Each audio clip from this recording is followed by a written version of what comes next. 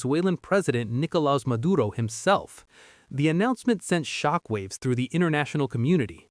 Instead of addressing the nation with gravity or respect for the lives lost, Trump spoke with disturbing levity. He compared the operation to watching an episode of a great action show, praising the speed, precision, and beautiful violence of the assault. Critics and human rights advocates immediately condemned his words as evidence of a man detached from the human cost of war, a leader who treats warfare like entertainment. But what began as outrage soon escalated into something darker. A coalition of investigative reporters from The Washington Post, The Guardian, and ProPublica uncovered internal communications showing that Trump launched the operation without any form of congressional authorization.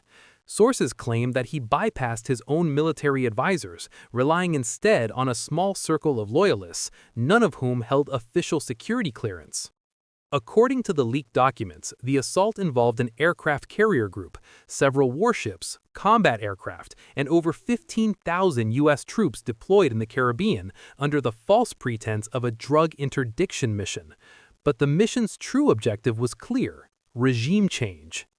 Legal scholars were quick to respond. They argued that no anti-smuggling operation could justify acts of war, targeted killings, or the abduction of a foreign head of state. The U.S. Constitution explicitly gives Congress the sole authority to declare war, and Trump neither sought nor received such approval. Unlike his predecessors, Trump had no post-9/11 authorization to hide behind.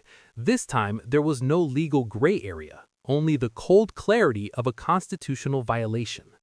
The revelations have ignited political firestorms on both sides of the aisle. Republican Senators Rand Paul and Lisa Murkowski joined Democratic leaders in calling for an emergency hearing. Proposed legislation is already circulating in Congress to limit the president's unilateral power to deploy U.S. forces abroad. Meanwhile, international law experts are warning of a deeper crisis. The strike, they say, may constitute a war crime under the Geneva Conventions. Eyewitness reports describe U.S. gunships firing on unarmed Venezuelan patrol boats, and drone footage allegedly shows non-combatants executed while fleeing. A president who broke the laws he swore to uphold and dragged his country into a conflict that could reshape global stability for years to come. The investigation concludes with one chilling line.